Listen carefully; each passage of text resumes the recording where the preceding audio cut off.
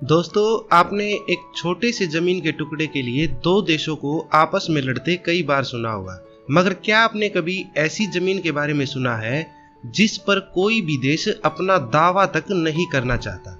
जी हाँ, इस दुनिया में एक ऐसी जगह भी है जहां बड़े से बड़ा देश भी अपने पांव रखने से कतराता है। आज के वीडियो में हम बात करेंगे इसी विषय को लेके और जानेंगे इस जगह का पूरा इतिहास। आखिर में मैं आपको इंदौर के एक ऐसे लड़के के बारे में भी बताऊंगा जो मीलों का सफर तय करके इस जगह पर पहुंच गया और अपने आप को इस जगह का राजा बताने लगा। यहाँ तक कि उसने इस जगह को अलग देश घोषित करते हुए इसका अलग से झंडा भी बना दिया। तो चलिए शुरू करते हैं। जय हिंद दोस्तों, मैं प्रवीण शर्मा और आप देख रहे हो सिंपल हिंदी फैक्ट। दोस्तों, मैं जिस जगह की बात कर रहा हूँ उसका नाम है बीर तवील। 2060 वर्ग किलोमीटर में फैली ये जगह मिस्र और सूडान देश की सीमा पर है। न्यूकाल्स यूनिवर्सिटी के प्रोफेसर एलस्टेयर बोनेट ने अपनी किताब अनट्रूली प्लेसेस में बीर तवील पर एक पूरा चैप्टर लिखा है। वो लिखते हैं कि यह पृथ्वी ग्रह पर इकलौती ऐसी जगह है जो इंसानों के रहने लायक तो है, लेकिन इस पर कोई देश दावा नहीं करता है। किताब के अनुसार मिस्र और सूडान बीर तवील को इसलिए नहीं चाहते क्योंकि दोनों देश इससे सटे एक बड़े भूभाग पर अपना दावा करते हैं जिसका नाम है हलाइब। यह त्रिकोणीय इलाका है जो लाल सागर के तट पर 20,580 वर्ग किलोमीटर में बसा है।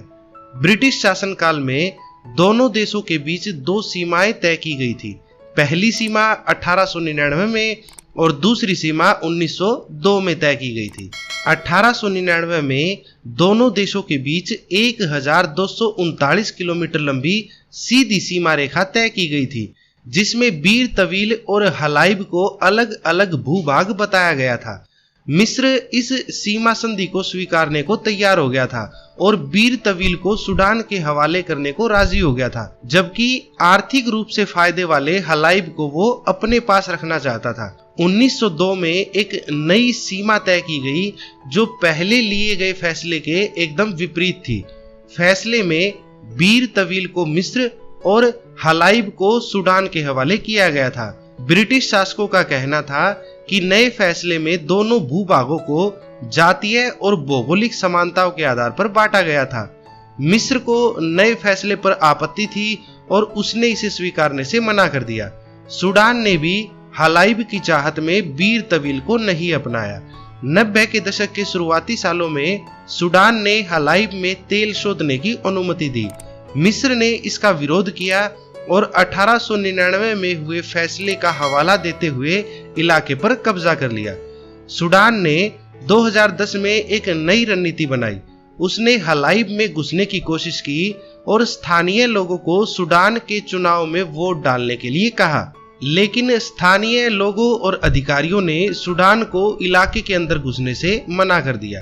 वर्तमान में मिस्र 1899 में हुए सीमा संबंधी फैसले को मानते हुए हलाइब पर अपना दावा करता है और बीर तवील को उसने सूडान के लिए छोड़ दिया है।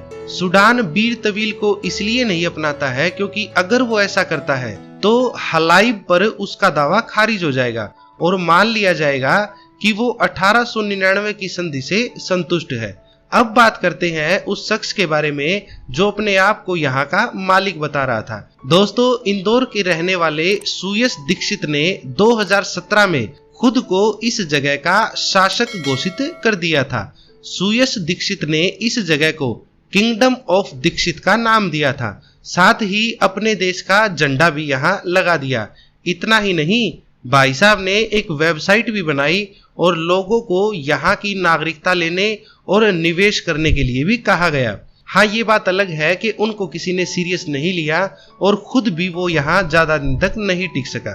सुयश पहले ऐसे व्यक्ति नहीं थे जिन्होंने बीर तवील पर अपना दावा किया था। इससे पहले भी कई लोग और संस्थाएं ऐसे दावे कर चुकी हैं। अधिकतर दावे सोशल मीडिया और ऑनलाइन माध्यमों से ही किए गए थे, लेकिन सभी दावे झंडे गाड़ने तक ही सीमित रह गए और उसे अंतरराष्ट्रीय स्तर पर संजीदगी से नहीं लिया गया। मिस्र और यूनान भी दावों पर प्रतिक्रिया नहीं देते हैं क्योंकि वो दोनों अच्छे से जानते हैं कि अगर वे कोई प्रतिक्रिया देंगे तो वे हलाइब पर अपने दावे को कमजोर कर लेंगे। आज भी बीर तवील मिस्र और सूडान के बीच विवादित इलाका है जो कि अनसुलझा है। तो दोस्तों, ये थी बीर तवील की कहानी। उम्मीद है वीडियो आपको पसंद आई होगी। बने रहे हमारे साथ ऐसी ही रोचक जानकारियों के लिए। जय हिंद, जय भारत।